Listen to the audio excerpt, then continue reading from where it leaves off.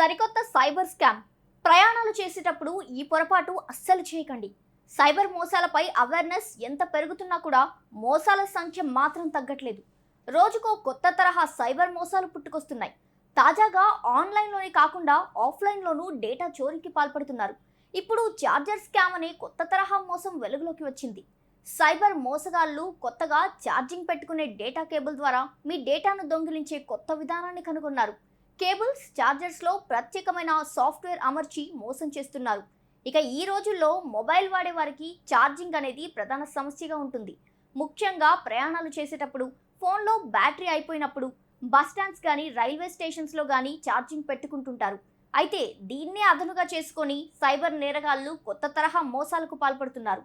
సాధారణంగా public ప్లేసుల్లోని charging పాయింట్స్లో ముందుగానే hacking software అమర్చి ఛార్జర్స్, కేబుల్స్ పెట్టి అలానే వదిలేస్తున్నారు. ఎవరైనా బద్దకించి సొంత ఛార్జర్కు బదులుగా వాటితో ఛార్జింగ్ పెట్టుకుంటే ఇక అంతే సంగతి. ఆ డేటా కేబుల్ ద్వారా మొబైల్లోని డేటా అంతా సైబర్ మోసగాళ్ల చేతికి వెళ్ళిపోతుంది. ఈ తరహా సైబర్ మోసాన్ని జ్యూస్ జాకింగ్ అని కూడా అంటారు.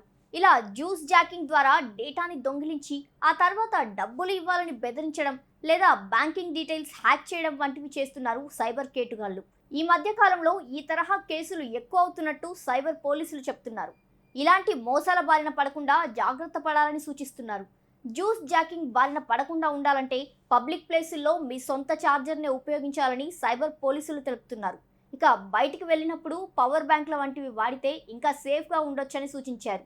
ఒకవేళ మీ మొబైల్ హ్యాక్కు గురైన సైబర్ మోసాల బారిన పడినా వెంటనే సైబర్ క్రైమ్ పోర్టల్ cybercrime.gov.in లో కంప్లైంట్ చేయాలని సైబర్ పోలీసులు సూచిస్తున్నారు.